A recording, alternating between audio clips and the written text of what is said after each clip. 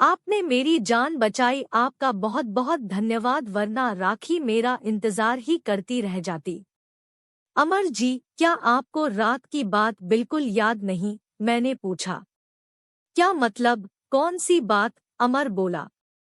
नहीं, मेरा मतलब वह कौन था जिसने आपको टक्कर मारी थी? मैं जानबूझकर असलियत छिपा गई।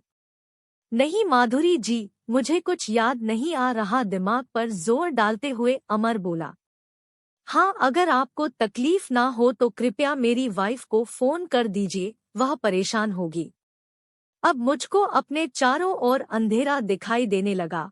उफ, यह इमोशन होकर मैंने क्या कर डाला? और अमर, वह तो निर्दोष था और अनजान भी। जो कुछ भी हुआ एक झटके में हुआ और बेहोशी में।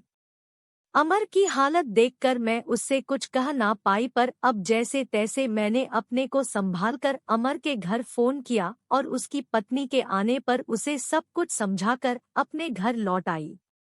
जब मैं लौटकर आई तो देखा कि मम्मी पापा दरवाजे पर खड़े हैं। अरे माधुरी, कहाँ चली गई थी सुबह सुबह? और यह तेरा चेहरा ऐसा लग रहा है जैसे पूरी रात सोई ना हो, पापा चिंतित स्वर में बोले। ठीक कह रहे हैं अंकल जी, आजकल मैडम ने समाज सेवा का ठेका ले रखा है, विनय ने कहा।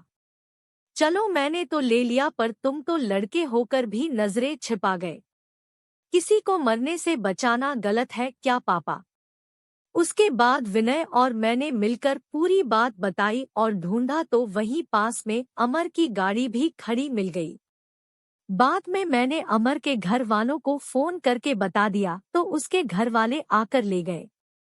बेटा, यह तो ठीक किया, परंतु आगे से हमारी गैर मौजूदगी में फिर ऐसा नहीं करना। यह तो ठीक है कि वह एक अच्छा इंसान है, परंतु अगर कोई अपराधी होता तो क्या होता? पापा बोले। अरे अब छोड़िए भी ना, अंत भला तो सब भला। वैसे भी वह पूरी रात की जगी हुई है, मम्मी बोली। चल बेटी, चाय पीकर थोड़ा आराम कर ले। मैं अंदर चली गई, साथ में एक तूफान भी। मैं उस रात अकेली थी, मगर पूरी रात थी, और अब जब सब साथ है और मैं घर में घुस रही हूँ तो मुझे यह क्यों लग रहा है कि मैं अधूरी हूँ। और यह कमी कभी पूरी होने वाली नहीं थी, क्योंकि जिसने मुझे अधूरा किया था वह तो एक अनजान इंसान था, और इस बात से भी अनजान था कि उससे क्या हो गया। धीरे धीरे एक महीना बीत गया। एक दिन मुझे लड़के वाले देखने आए थे। मम्मी पापा उन लोगों से बातें कर रहे थे। चाय नाश्ता चल रहा था। लड़का डॉक्टर था, परिवार भी सुलझा हुआ था। रोहन बेटा, तुमने तो कुछ खाया ही नहीं, कुछ तो लो, मेरे पापा बोले। बहुत खा लिया अंकल, रोहन ने जवाब दिया। भाई साहब, अब तो माधुरी को बुलवा लीजिए, रोहन कब से इंतजार कर रहा है। थोड़ा मुस्कुरा कर रोहन की मम्मी बोली। नहीं मम्मी, ऐसी कोई बात नहीं है, रोहन थोड़ा झेप सा बोला। अरे माधुरी की माँ, अब तो सचमुच बहुत देर हो गई है, अब तो माधुरी को ले आओ। मम्मी अंदर आकर बोली। माधुरी, अब कितनी देर और लगने वाली है, सब इंतजार कर रहे हैं। बस हो गया मम्मी, चलिए, मैं बोली। फिर मैं और मेरी मम्मी ड्राइंग रूम की तरफ बढ़ने लगे। अचानक मुझको लगा कि सब कुछ गोल गोल घूम रहा है और मैं बेहोश होकर गिर पड़ी। हर तरफ सन्नाटा छा गया।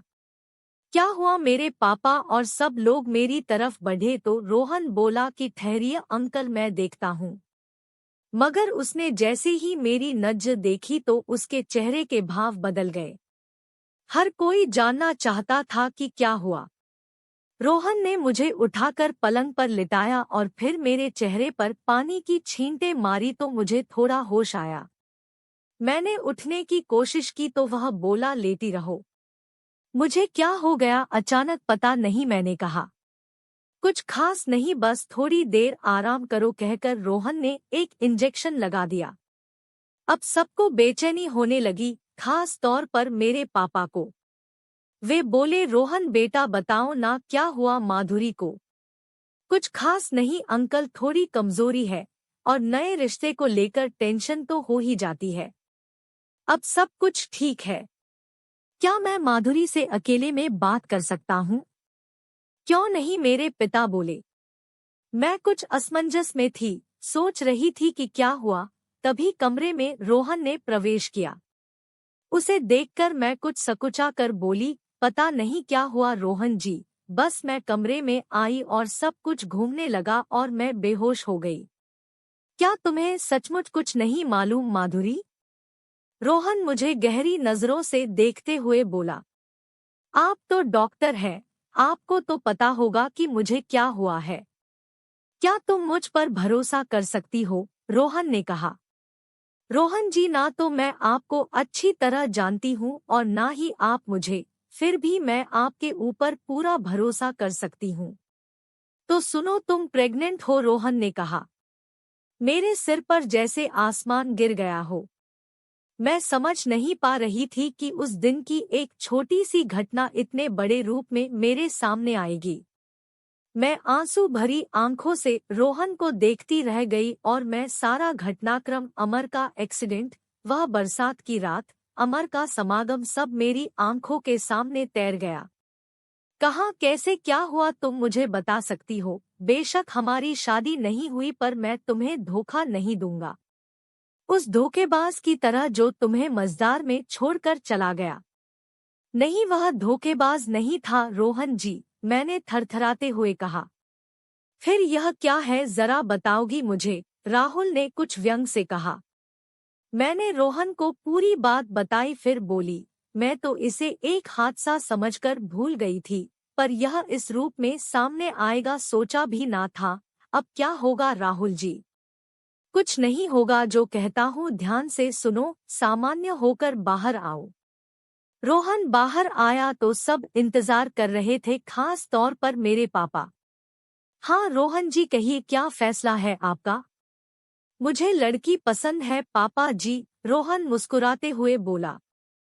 भाई मियाँ बीवी राजी तो क्या करेगा काजी, रोहन के पापा हंसते हुए बोले। पापा जी, एक बात कहनी थी, रोहन ने सकते हुए कहा। क्या? मेरे पापा कुछ घबराते हुए बोले। पापा जी, आप डर क्यों रहे हैं? बस इतना कहना है कि जितनी भी रस्में हैं, शादी सहित, सब 1 महीने में ही कर दीजिए। पर 1 महीने में हम पूरी तैयारी कैसे करेंगे बेटा, कुछ और समय दो। बात यह है पापा जी, मुझे आगे की पढ़ाई के लिए विदेश जाना है, तो मैं सोच रहा हूँ इस बीच में शादी भी निपटा ली जाए, ताकि माधुरी भी मेरे साथ चले। ठीक कह रहा है रोहन, वैसा ही करते हैं। क्यों रोहन की माँ? रोहन के पापा बोले। जैसा आप लोग ठीक समझे, अनमने भाव से रोहन की मम्मी बोली। इस तरह चट मंगनी पट ब्याह करके मैं और रोहन हनीमून पर जा रहे थे। मैं बहुत भावुक थी। मैंने रोहन से कहा, आपने ना सिर्फ मेरी इज्जत बचाई बल्कि मेरे पूरे परिवार की भी इज्जत बचाकर मुझे उनकी नजरों में गिरने से बचा लिया। मैं आपका यह कर्ज कभी नहीं उतार पाऊंगी। माधुरी, अब अपने मन पर कोई बोझ मत रखो, जो हुआ उसमें ना तुम्हारा कोई दोष था, ना उस अनजाने का, और ना ही छोटी सी जान का जो इस समय दुनिया में अभी आई भी नहीं है। अब यह जो भी आएगा या आएगी वह मेरा ही अंश होगा, बस यह मानना। रोहन की बात सुनकर मैं उसके गले लग गई।